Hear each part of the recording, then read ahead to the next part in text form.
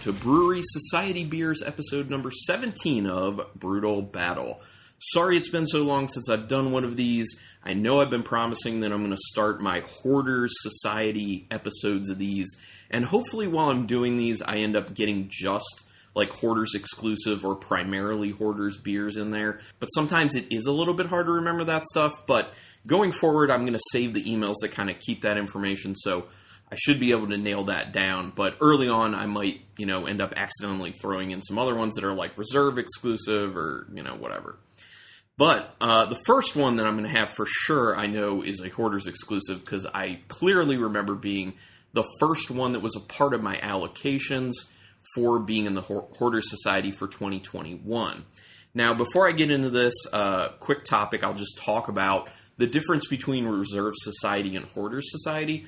So when I was in the Reserve Society, each year it was about $300 membership for the entire year, and that ended up including, I think, 14 beers by the end of it that was in it. Originally, I think it started with like 11 beers, and then over the years they worked it up to 14 without increasing the membership fee for the year, which is pretty impressive.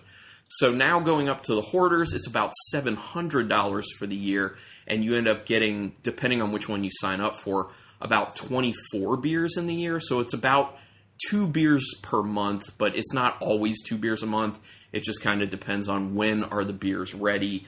Some months you get 1, some months you get none, some months you get 2, 3, however much. But it comes out to about 24, at least for what I'm doing. Now, there are 3 different versions, this is the same as how it was for Reserve, where you have either just the Bruery beers, which are no sour included, but you do have access to purchase them in addition.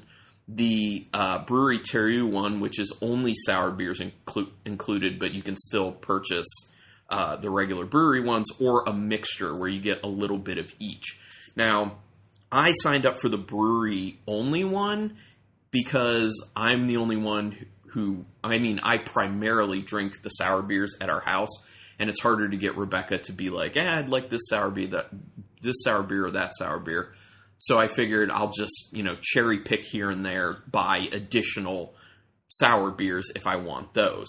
So, so that's, I think that's the main thing I wanted to throw out there. For the next Bruery Society Beers episode, I have a very interesting thing I do want to talk about that was available to Hoarders only Society members, and it's really expensive and crazy, so A, I'm not doing it, and B, I just want to share the information with you guys, because I didn't know that they were doing things like this, and it's very interesting. So, a little bit of a teaser for the next one. Hopefully I won't go too long before recording that one. But let's go ahead and jump into the very first Hoarders exclusive beer, and that is Baked on the Bayou. Now, this one is a bourbon barrel-aged imperial stout with cacao nibs, pecans, vanilla beans, and dulce de leche, and it is 12.8% alcohol, and it is in a 750 milliliter bottle. I believe the overwhelming majority of the Society beers are, when they're exclusives, are in 750 milliliter bottles, but there have been ones that I've seen in 365 milliliter. All right, pop that open. A little bit of carbonation coming out as I popped it. I mean, as you can probably surmise, it looks like an imperial stout. It's just really dark. Not much of a head sticking around on top, although I'm not surprised about that because it is high in ABV. Not high in ABV for what Bruery beers typically are, though. When I swirl it up, there is a decent amount of kind of carbonation hanging out in the bottom, which is weird. I guess that's maybe the glass is a tad bit dirty, and there's some nucleation points. It is interesting because as I swirl it up, I'm seeing like little flecks of things inside that are coming from the beer that are stuck to the side of the glass. I'm assuming that would be from the pecans. I guess just like little particulate of the pecans in there. Interesting. All right, gonna go in and smell it. Ooh, there is a decent booziness on the nose, and I am getting a good amount of bourbon popping through. I do definitely smell that dulce de leche, though, which, if people don't know, it's like a very milky caramel smell. Yeah, and I get I actually think I get a little bit of those pecans. Yeah, I actually do get a little bit of pecans, and it's kind of smelling like, if you smell any sort of nut, you kind of smell like that kind of like rich, proteiny scent, if that makes any sense, if people know what I mean. So I do smell them in there. Dulce de leche is the big thing I'm smelling, along with the bourbon, and those kind of mix together well, because a lot of times bourbon will impart kind of caramel notes onto beers. I do get the vanilla beans showing up in there, and I definitely get a chocolate from the cacao nibs. So everything that's in this is represented in the nose, thankfully. It smells very nuanced. It smells like all the aromas are kind of folding in together in a very nice way. Nothing's really out-competing anything else too much. It smells very smooth, and it smells very tasty, and I'm going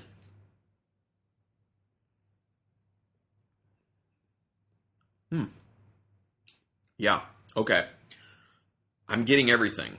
I mean, I really am. So the first thing I get is the cacao nibs. I get that chocolatiness, followed closely by a quick hit of the vanilla beans, and then a good amount of that dulce de leche, and then it is finishing with the pecans before going to that kind of bourbony finish, which definitely has like a spirit barrel note to it, because you are getting, some perceivable alcohol. And that pecan, like I was saying, that you get that kind of like proteiny smell from the pecan. You get the proteiny flavor and mouthfeel from the pecan in the beer too, which is interesting. It kind of makes it a little more serious. It kind of adds to the viscosity of the beer to a degree. Tasting good. So something like this could definitely cross into the realm of being too sweet, but this is not. I feel like the bourbon and the pecans are kind of working together to keep it from being too sweet, because with things with cacao nibs and dulce de leche, if you put a good amount in, it can get really sweet, just based off the nature of what those things are. But when you have things that are imparting more of like a bitterness, more of like an earthy note and tone, like the bourbon and the barrel, the wood from the bourbon barrel and those pecans, it is kind of toning down that sweetness that could happen with the dulce de leche and the cacao nibs. So you're getting the flavor of the chocolate and you're getting the flavor of the caramel, but you're also not having it get out of control. And this goes back to what I was saying about the nose, where all the aromas were kind of mixing together well and not out-competing one another. It's even more so like that in the actual flavor. Everything gets its turn in each sip. I taste all of it. But there is like an order, because like I was saying, there was that kind of order of like the chocolate first, and then it goes to the dulce de leche and the vanilla beans, and then the pecans and the bourbon barrel. But it's all represented, and it all folds into each other very nicely. And this is a very nice, smooth, nuanced beer, and a great way to start my Hoarders beers. So yeah, this one's a good one, and this might be hard to beat, so we'll have to see what else comes up. So, going ahead and moving on to the second beer. But real quick before I do, I actually forgot to read the back of Baked on the Bayou, so I should definitely do that. This brew will take your taste buds a chuglin. Is that a thing? I don't know. In the Bayou, a chuglin? I don't know. A chuglin all down to New Orleans, inspired by Louisiana favorite double chocolate praline fudge cake. This barrel-aged imperial stout was crafted with cacao nibs, pecans, vanilla beans, and dulce de leche. Pour this one in your glass, sip up, and you'll be running down the backwood bear in no time. Okay, a lot of terminology I'm not familiar with, but didn't really tell you much about it. But we're done with that beer now when I'm doing this, because I'm doing, recording one beer at a time, since they're large, high ABV beers.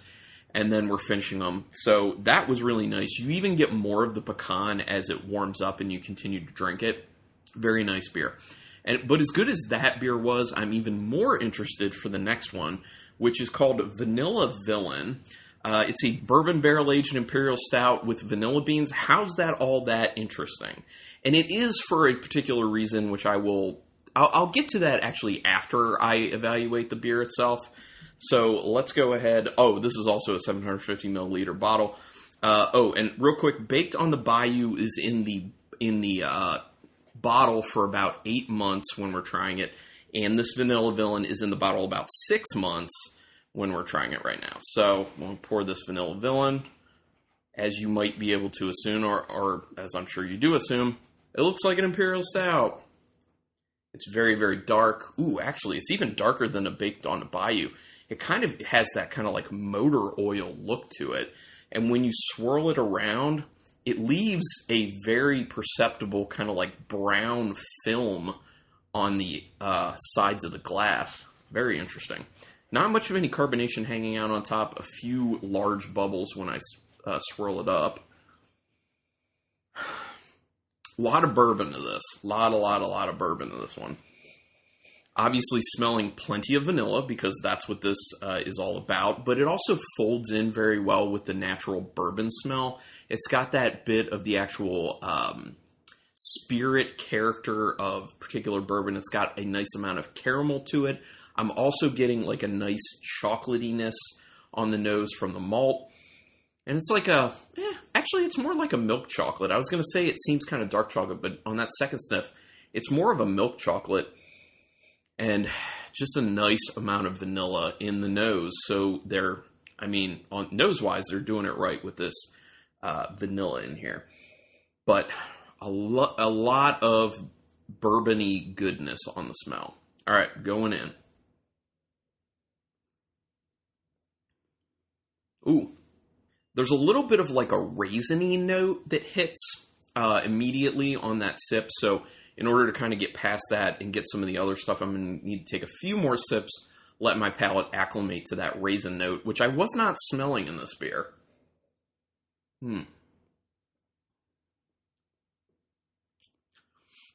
Definitely vanilla-y. Lots of vanilla, actually. And there's a reason for that. It's very vanilla-y. There's a lot of that bourbon perception as well, though. There's a alcohol heat to it, which makes sense that it's over 15% alcohol. There is that like milk chocolate that's going along with it, that caramel from the bourbon.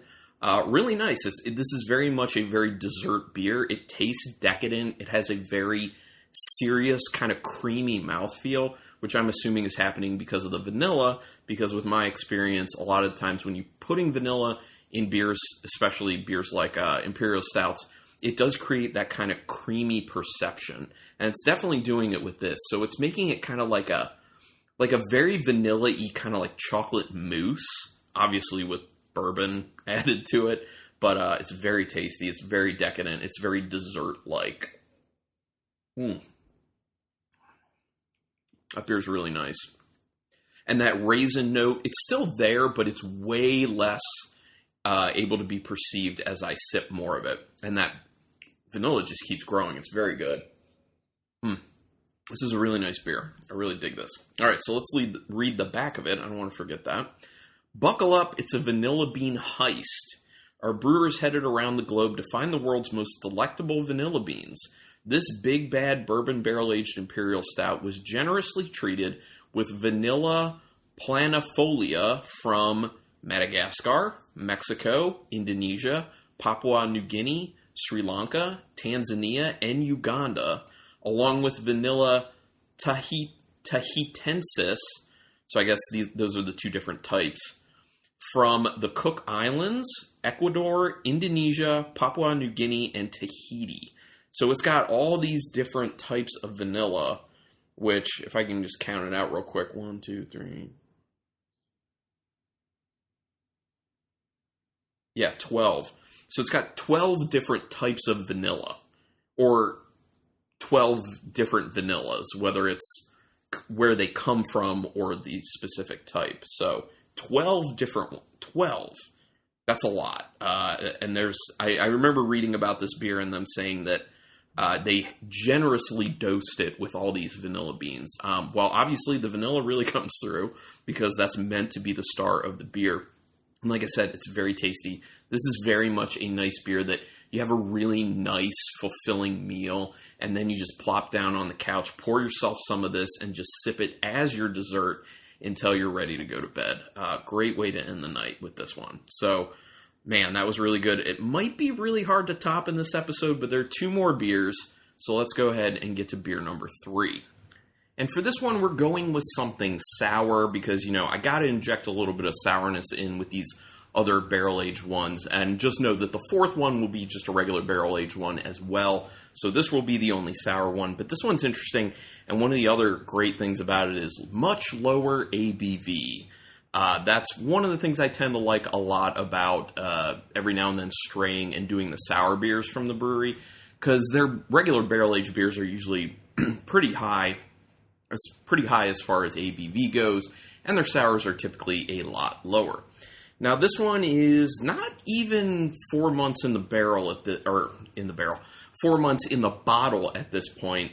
So this one's pretty new, pretty fresh, and it's called Manky Panky. It's a gin and fernet barrel-aged tart saison ale with Syrah grapes, raspberries, and blood orange, and it is 6.5% alcohol. Now, I needed to look up what fernet was because I had no clue. Obviously, I know what gin is, and I've had some beers that are gin barrel-aged that have been really good, but I was like, what is fernet? So let me tell everyone what I found out when I Googled fernet. Now, I did have it come up. I do recognize it from, I've been watching a bunch of old Italian subgenre horror films called giallo films from like the 60s, 70s, 80s. And in one of them, someone ordered a fernet. So what it seemed like is it was being used as like a digestif, basically like a alcoholic beverage that you drink to kind of help you digest after a meal. So I looked up fernet, and it says that it is a grape base. It is Italian in origin, and so it's basically like a grape spirit, but then it's done in barrels with usually a range of spices, and it kind of depends on what brand is doing it, so it'll kind of change what the spices are. But a lot of them end up including myrrh, rhubarb, chamomile, cardamom, aloe, and saffron. And apparently saffron is one that's most commonly used in like all of them, but the other stuff can kind of vary. So based off that could end up imparting some very interesting notes to this beer. So once again, gin and fernet barrel-aged tart saison ale with Syrah grapes, raspberries, and blood orange. Very interested in this one. And once again, 750 milliliter bottle. Here we go. Ooh, it's pouring a nice color. Let me go ahead and check this out. Ooh, I'm getting a lot of fruitiness in the nose kind of popping out as I'm pouring it. Yeah, it's got like this kind of like dark reddish pinkish color to it. I mean, I'm assuming that's from the raspberries and the blood orange coming together. It looks nice. Can't really see through it, but it's also not like super hazy or anything like that. A decent amount of head just hanging out on the top, kind of medium-sized bubbles chilling out there. Obviously, that's something that definitely happens with sour beers. All right, so I'm going to go in for a sniff. I definitely do get a lot of citrus. I'm getting a lot of that blood orange coming through, but right after that blood orange, I'm getting a lot of raspberry character popping out. I can't say that I for sure can tell anything as far as like the fernet and gin barrels go. It does have a bit of a funkiness, like a Brettanomyces funkiness to it. It does have that kind of saison-y yeast smell on there. And I can smell the Syrah grapes, but I wouldn't be able to necessarily pick them out as Syrah grapes. I would just say it has this kind of wine-type note in the nose, and that's kind of the best I can do with that. But it smells interesting. Obviously smells quite fruity. It has a nice, sharp, lemony tartness that I assume will kind of hit me really hard at first and then kind of, get a little more dull as I continue to sip on it. Okay, I'm going to go in.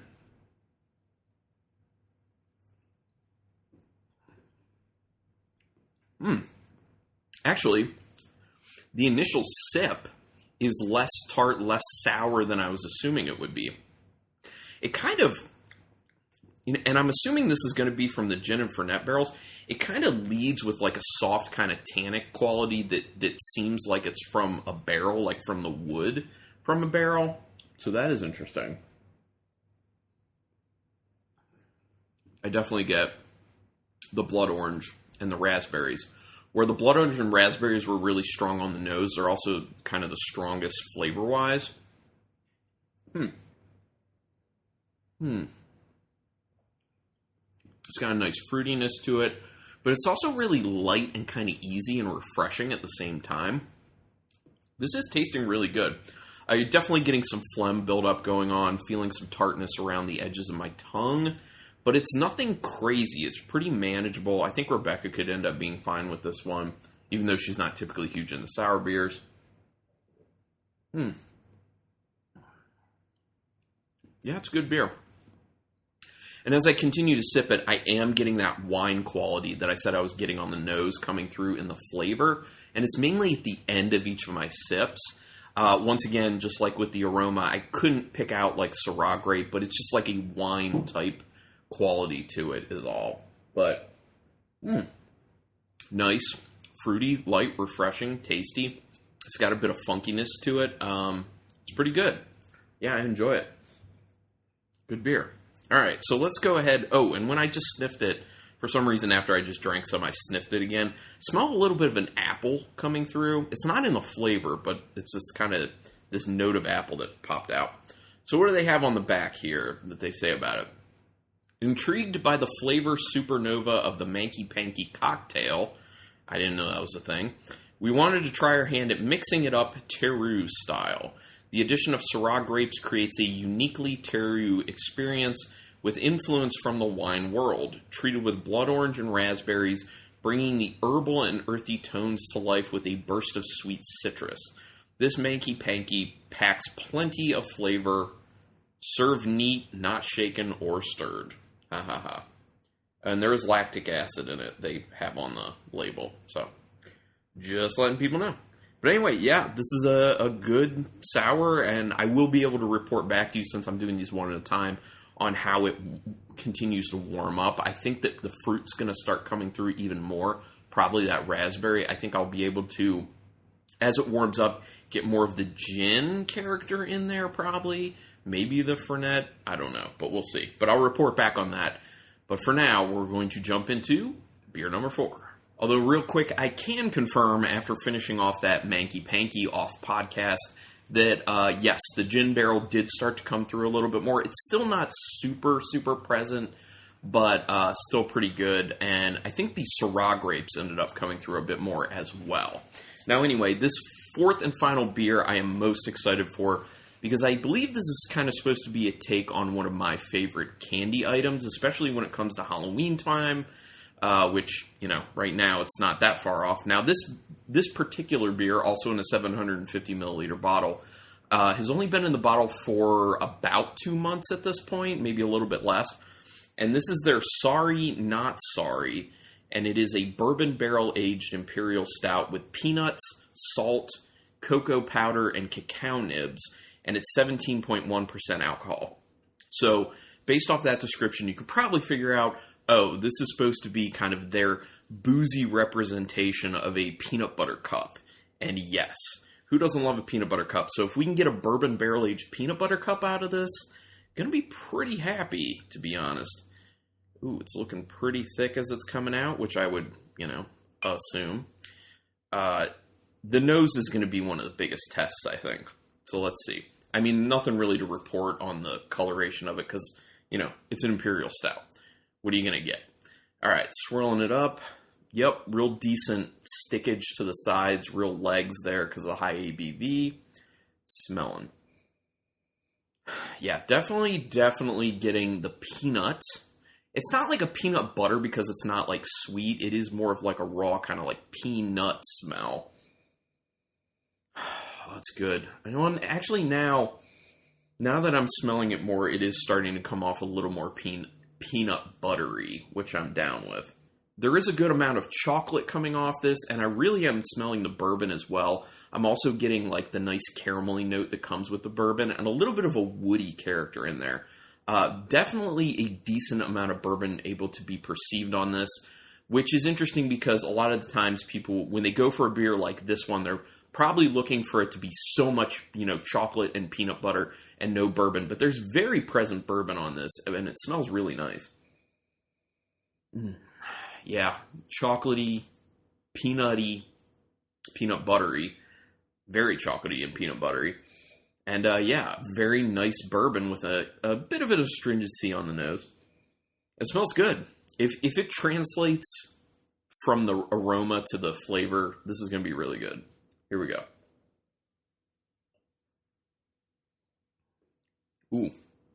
Ooh.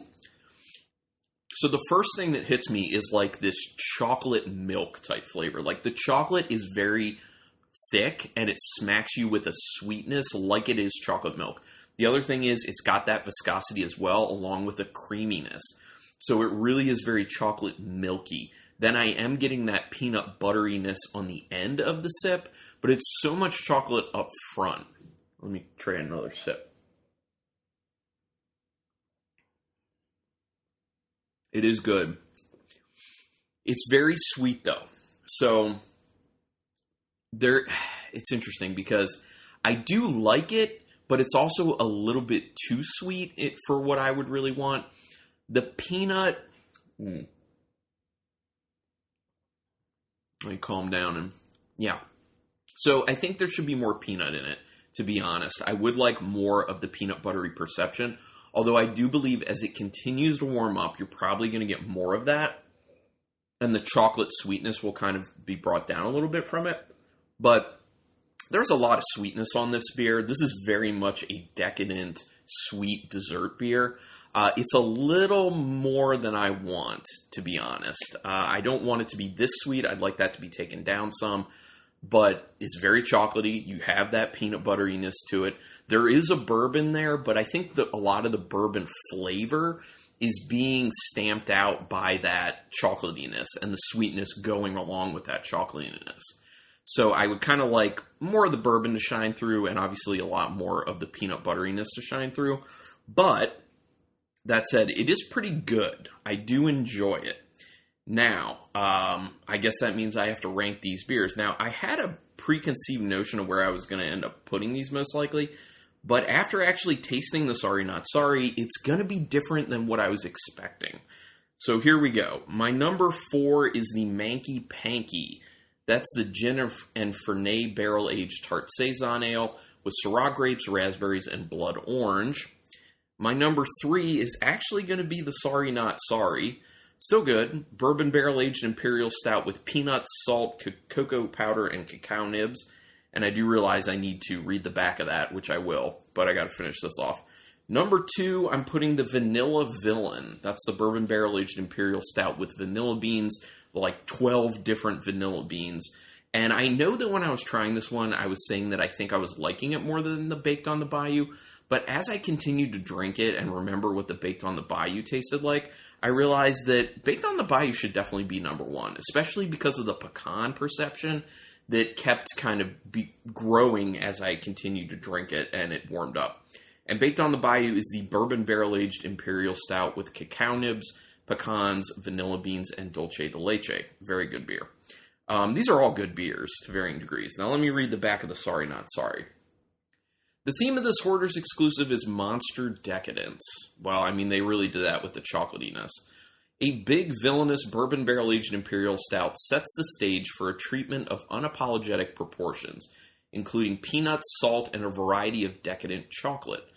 Full-bodied, chewy, it is, and delectable, this stout delivers a criminal amount of peanut butter cup character.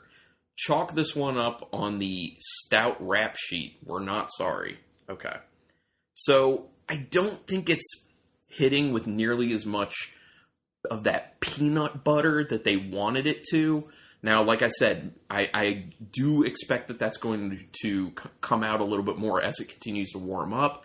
But still, I think they should have gone harder on the peanut butteriness and or a little bit less on the chocolate. There's just so much chocolate and it's so sweet that it kind of dominates a lot of this beer, unfortunately. But it is still good. If you like a nice chocolatey beer, like, this is it. And it is decadent, like they said.